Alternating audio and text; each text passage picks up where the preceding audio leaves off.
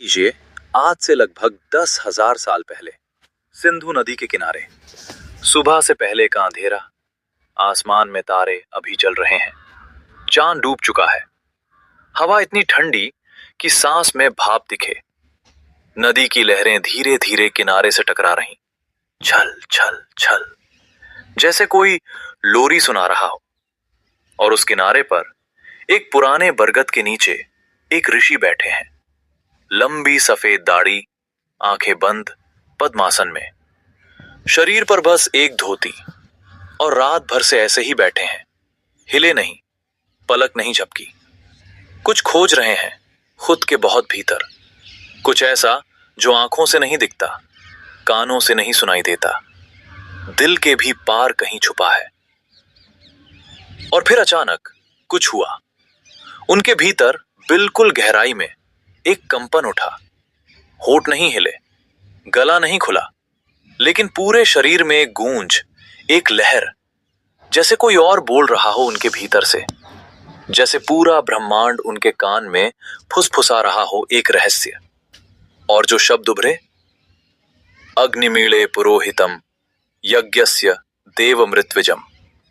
ऋषि की आंखें खुली धीरे से, जैसे नींद से जाग रहे हों किसी मीठे सपने से।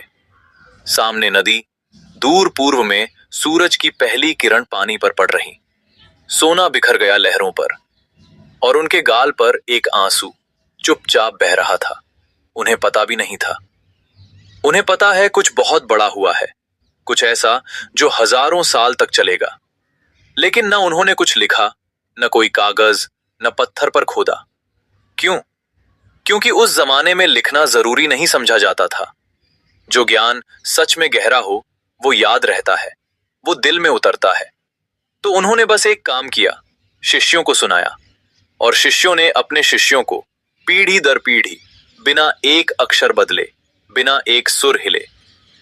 और आज इतने हजार साल बाद, इसी वक्त जब आप ये सुन रहे हैं, दुनिया के किसी कोने में कोई पुजारी मंदिर में, कोई बच्चा गुरुकुल में, कोई बुजुर्ग अपने घर के आंगन में वही मंत्र बोल रहा है, वही सुर, वही शब्द। और वो ऋषि जो उस सुबह सिंधु के किनारे बैठे थे, वो ऋषि जिंदा है, हर उस आवाज में, हर उस सांस में, कभी मरे ही नहीं। और ये जो परंपरा है, जो 10,000 साल से एक अक्षर नहीं बदली, अभी भी जिंदा है, अभी भी करोड़ों लोगों की जिंदगी चला रही, ये है सनातन धर्म, दुनिया की सबसे पुरानी जीवित परंपरा। और सबसे खूबसूरत बात, ये परंपरा आपकी है, मेरी है, हम सबकी। और ये वो धर्म है जिसमें आप और मैं पैदा हुए, जिसकी कहानियां सुनकर सोए, जिसके त्योहार मनाकर बड़े हुए, जिसकी आरती हमारी माँ ने सुबह सुबह गाई जब हम अभी आंखें मल रहे थे।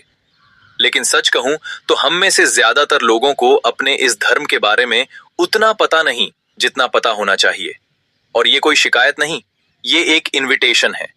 आओ, अपने घर को ठीक से देखो, बहुत खूबसूरत है, बस थोड़ी धूल जम गई थी, आज साफ करते हैं, और जो चमक निकलेगी हैरान कर देगी। और आज से हम एक यात्रा शुरू कर रहे हैं, सनातन ज्ञान की यात्रा। और ये यात्रा ऐसी होगी जैसे कोई बहुत प्यारा, बहुत जानकार दोस्त चाय पीते पीते बैठकर बताए, सुन, ये बात तुझे पता है? और ये, अरे ये तो तू जानता ही नहीं। कोई लेक्चर नहीं, कोई क्लासरूम नहीं, कोई एग्जाम नहीं, बस दो दोस्त और बीच में सनातन धर्म की अद्भुत, विशाल, अनंत दुनिया। और शुरू करने से पहले 3 बातें सुनिए जो शायद आपने पहले कभी नहीं सुनी। और ये तीनों सुनकर आपको अपने धर्म पर इतना गर्व होगा कि छाती चौड़ी हो जाएगी, कंधे सीधे, और कहेंगे, हाँ भाई, ये हमारा है। पहली बात, दुनिया का पहला विश्वविद्यालय कहां बना? ऑक्सफोर्ड? नहीं, ऑक्सफोर्ड तो 11वीं शताब्दी सदी में बना, बहुत बाद में। हार्वर्ड? वो तो कल की बात है, 17वीं सदी। दुनिया का सबसे पहला विश्वविद्यालय तक्षशिला, आज से लगभग 2700 साल पहले, यानी जब दुनिया के बहुत से देशों में अभी ढंग की भाषा भी नहीं बनी थी, वहां भारत में एक पूरा का पूरा विश्वविद्यालय चल रहा था। जरा एक दृश्य सोचिए, एक 14 साल का लड़का चीन से निकला है, या कोई कहे फारस से, कोई ग्रीस से, अकेला, पैदल, महीनों चलकर, पहाड़ पार, जहां बर्फ में पैर सुन्न हो गए, नदियां पार जहां कमर तक पानी में चला, जंगल पार जहां रात को जानवरों की आवाजें डराती। और उसके पास क्या है? बस एक सपना। एक बात उसने सुनी थी, भारत में एक जगह है, तक्षशिला, जहां दुनिया का सारा ज्ञान मिलता है, जहां हर सवाल का जवाब है।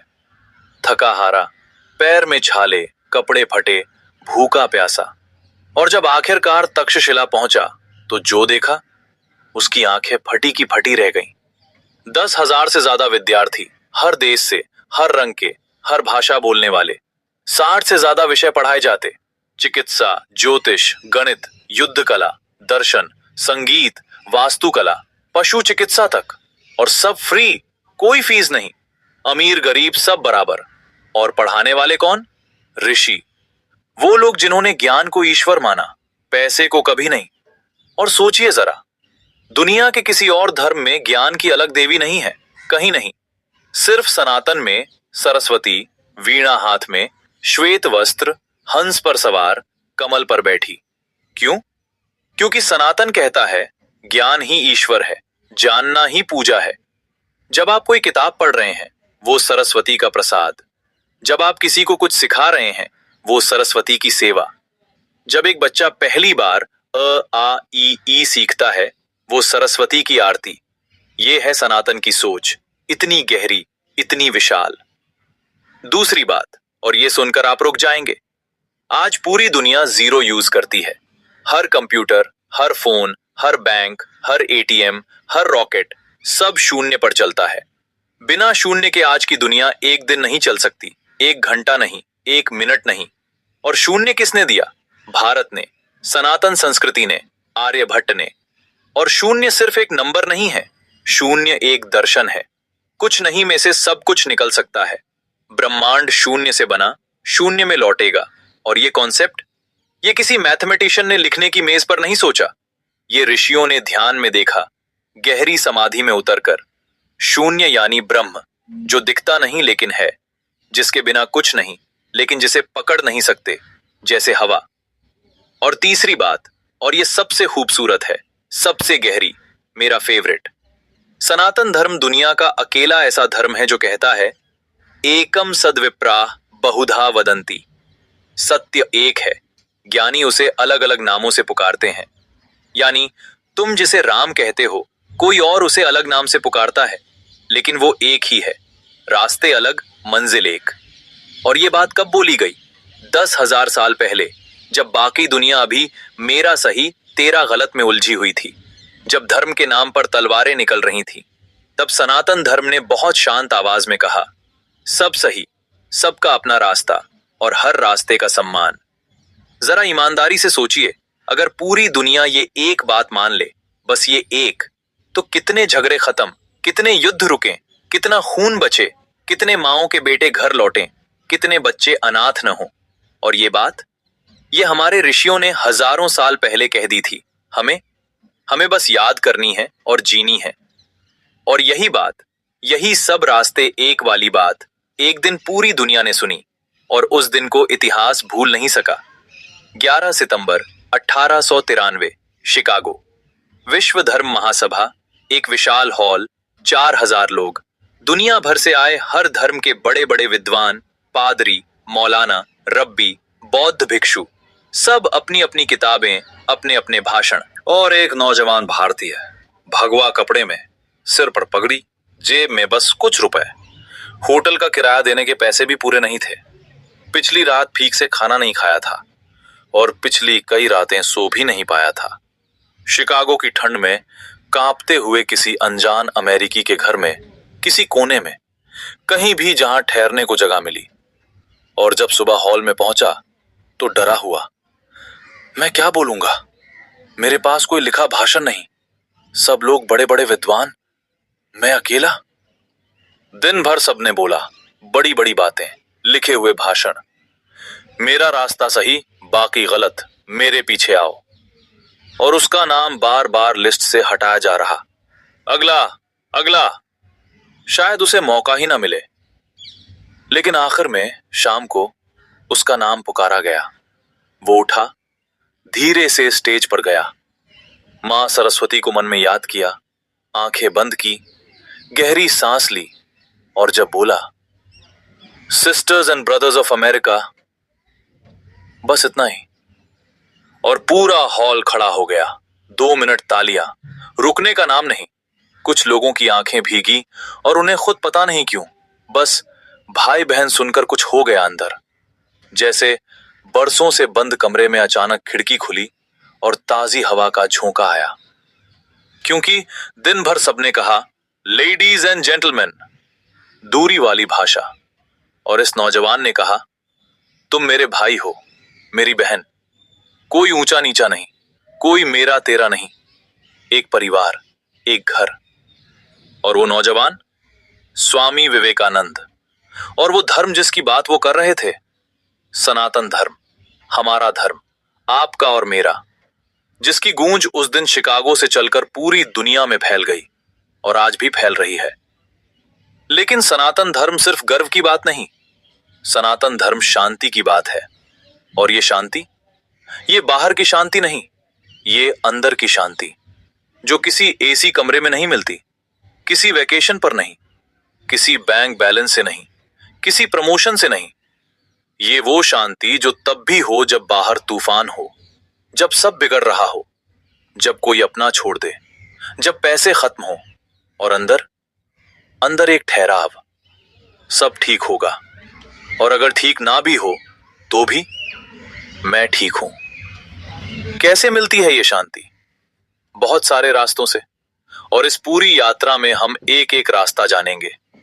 लेकिन आज बस ये समझिए कि सनातन धर्म सिर्फ मंदिर और पूजा नहीं, सनातन धर्म जीने का तरीका है, सोचने का तरीका है। किसी ने बुरा किया, कर्म संभालेगा, मुझे बदला लेने की जरूरत नहीं, मैं शांत रहूं। जिंदगी में बुरा हो रहा, ये भी बीतेगा, कुछ स्थायी नहीं, न सुख न दुख, बस बहना है नदी की तरह। मरने का डर, आत्मा अमर है, शरीर बदलता है, जैसे पुराने कपड़े उतारकर नए पहनो, बस इतना सिंपल। और ये सोच आपको एक ऐसा इंसान बनाती है जो गुस्से में भी शांत, दुख में भी स्थिर, और खुशी में भी जमीन पर। क्योंकि खुशी भी परमानेंट नहीं, ये भी बदलेगी। एंजॉय करो लेकिन चिपको मत। और जब आप ऐसे इंसान बन जाते हैं तो बाकी लोग भी आपकी तरफ खिंचे चले आते हैं, क्योंकि शांत लोगों के पास बैठकर खुद शांति मिलती है। कुछ करना नहीं पड़ता, बस पास होना काफी है। और एक बात जो बहुत कम लोग जानते हैं और सुनकर चौंकेंगे, हिंदू शब्द, ये हमने अपने आप को दिया ही नहीं। हजारों साल पहले जब फारसी व्यापारी भारत आए तो सिंधु नदी को उन्होंने हिंदू कहा, क्योंकि फारसी में स बोलते ही ह बन जाता है, और सिंधु के पार रहने वालों को हिंदू। ये ऐसा है जैसे आपका नाम सुरेश है और पड़ोसी बोले सुरेश, और बस वही चल जाए, पूरा मोहल्ला सुरेश बोलने लगे, और एक दिन आप खुद भी भूल जाएं कि अरे, मेरा असली नाम तो सुरेश था। लेकिन हमारे ऋषियों ने इसका असली नाम दिया था, और वो नाम है सनातन धर्म। सनातन यानी शाश्वत, जो सदा से है, जो सदा रहेगा। जैसे सूरज का उगना, जैसे मां का प्रेम, जैसे रात के बाद दिन। रूप बदले, जमाना बदले, कपड़े बदले, भाषा बदले, लेकिन वो हमेशा वही। और सब रास्ते सही वाली बात समझने के लिए एक पुरानी कथा है जो बहुत मजेदार है, लेकिन बहुत गहरी। इतनी गहरी कि हजारों साल से सुनाई जा रही है, और हर बार कोई नया मतलब निकलता है। एक छोटा सा गांव, गर्मी के दिन, धूल उड़ रही, दोपहर की चिलचिलाती धूप, कुत्ते पेड़ की छांव में लेटे हुए। और उस गांव में रहते थे 4 दोस्त, चारों जन्म से अंधे। चारों ने हाथी शब्द बहुत बार सुना था, लेकिन कभी छुआ नहीं, और उनके लिए तो देखना यानी छूना, तो हाथी उनकी जिंदगी में हमेशा एक पहेली ही रहा, एक सवाल जिसका जवाब कभी नहीं मिला। और एक दिन क्या हुआ, राजा का हाथी गांव से गुजर रहा था। पूरे गांव में शोर, हाथी आया, हाथी आया। बच्चे दौड़ रहे, औरतें छत पर चढ़ गईं, बूढ़े हाथ जोड़ रहे। और ये चारों दोस्त, इन चारों ने एक दूसरे का हाथ पकड़ा। चलो भाई, आज हम भी समझेंगे आखिर जिंदगी में एक मौका मिला है। महावत बहुत दयालु आदमी था। हाथी को रोका, बोला, आइए, आराम से छूइए, हाथी शांत है। पहला दोस्त आगे बढ़ा, रामू काका, बुजुर्ग, अनुभवी। कांपते हाथ बढ़ाए और हाथ पड़ा हाथी के पैर पर। मोटा, खुरदरा, ऊपर से नीचे तक सीधा, और रामू काका का चेहरा चमक उठा। अरे भाई, अब समझ आया हाथी क्या होता है। हाथी तो मंदिर के खंबे जैसा है, बड़ा मोटा खंभा। और इतने कॉन्फिडेंस से बोले जैसे जिंदगी में हजारों हाथी छू चुके हों। दूसरा, मुकुंद, जवान और तेज तर्रार, आगे बढ़ा। उसका हाथ कहां पड़ा? सूंड पर, जो उस वक्त हिल रही थी। मुकुंद उछल पड़ा। क्या खंभा रामू काका, तुम्हें कुछ पता नहीं? ये तो सांप है, बड़ा सांप। हिल रहा है, ठंडा है, लंबा है। हाथी यानी सांप। रामू काका भड़क गए। तू मेरे सामने बोलता है? मैंने खुद छुआ है, मेरे हाथ में अभी भी खंबे की छाप है। तीसरा, गुप्पू, हमेशा हंसमुख, आगे बढ़ा। हाथ पड़ा हाथी के बड़े बड़े कान पर, पतले, चौड़े, हिलते हुए, हवा कर रहे, और गुप्पू ठहाका मारकर हंस पड़ा। अरे मेरे दोस्तों, तुम दोनों पागल हो। ये ना खंबा है ना सांप, ये तो पंखा है, बड़ा सा पंखा। देखो हवा कर रहा, राजा साथ में अपना पंखा लेकर चलता है।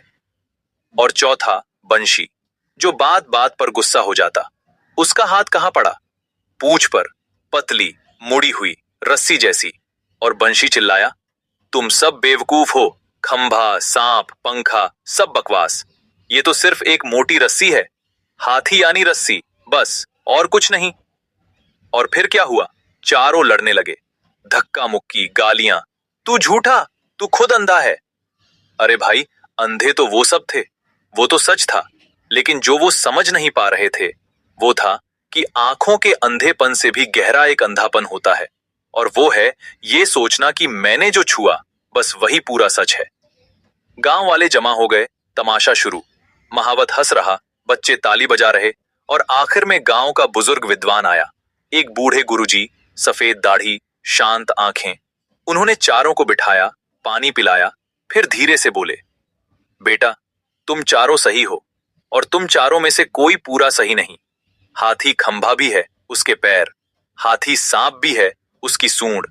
हाथी पंखा भी है, उसके कान। हाथी रस्सी भी है, उसकी पूंछ।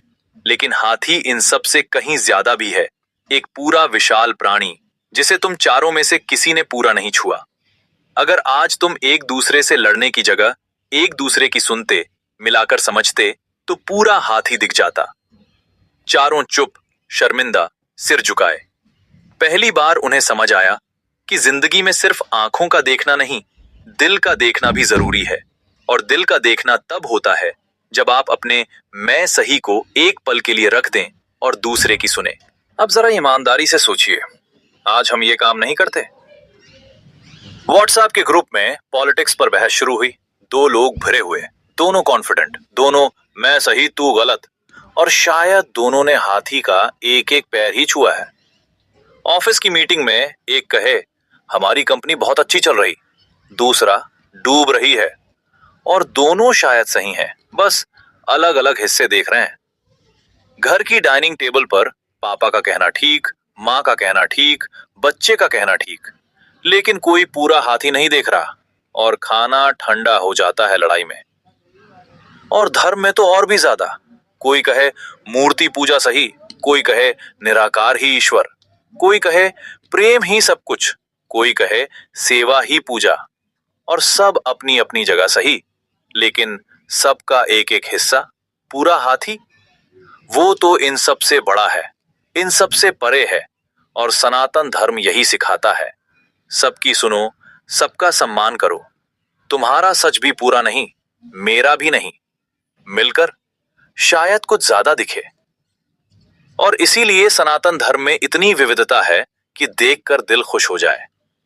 कश्मीर में बर्फ से ढके पहाड़ों पर शिवलिंग पर बेलपत्र। हजारों किलोमीटर दूर तमिलनाडु में सुनहरे गोपुरम, इतने ऊंचे कि गर्दन दर्द करे। बंगाल में काली पूजा की रात ढाक के बाजे इतने तेज कि जमीन कांपे। राजस्थान के रेगिस्तान में कृष्ण की रासलीला, गुजरात में गरबा, जहां हजारों लोग एक ताल में घूम रहे। केरल में ओणम पर फूलों की सुंदर रंगोली, असम में बिहू, पंजाब में लोहड़ी की आग के पास बैठकर भुने मूंगफली। और ये सब एक ही धर्म। कोई मूर्ति पूजे ठीक, कोई निराकार माने ठीक, कोई राम कहे, कोई कृष्ण, कोई शिव, कोई देवी, सब ठीक, क्योंकि रास्ता तुम्हारा, मंजिल एक। और अब एक अनुभव जो शायद आज का सबसे गहरा मोमेंट हो। सनातन धर्म का सबसे पुराना, सबसे शक्तिशाली प्रतीक ओम। और ओम सिर्फ एक चिन्ह नहीं, ये ब्रह्मांड की पहली आवाज है। सबसे पहली, जब कुछ नहीं था, न धरती, न आसमान, न तारे, न समय, बस सन्नाटा। और उस सन्नाटे में एक कंपन उठा, एक ध्वनि, ओम। और उस ध्वनि से सब कुछ बना। तारे, ग्रह, समुद्र, पहाड़, आप, मैं। जैसे एक बीज से पूरा बरगद, वैसे ही एक ओम से पूरा ब्रह्मांड।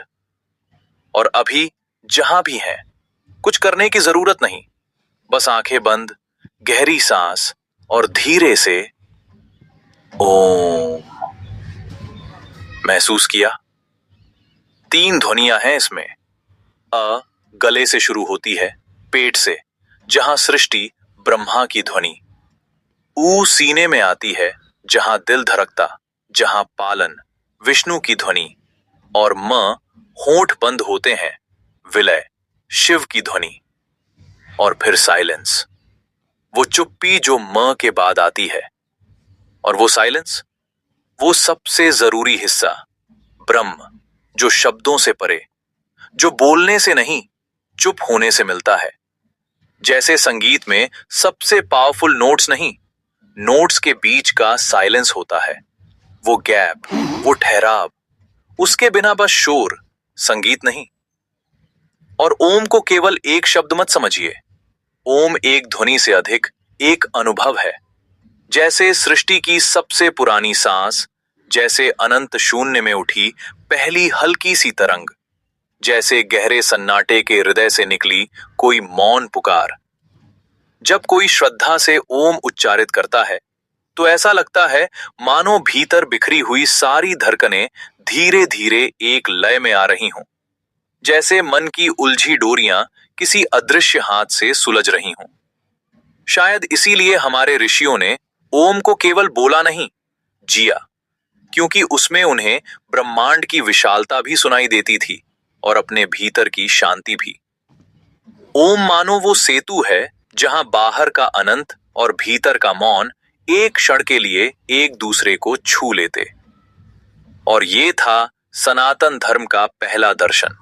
बस झलक, बस द्वार खुला, अभी तो पूरा घर देखना बाकी है। आगे वेद सुनेंगे, उपनिषद, गीता, रामायण, महाभारत, एक से एक कहानी, एक से एक सबक। और हर कहानी में आप खुद को पाएंगे, अरे ये तो मेरी बात है।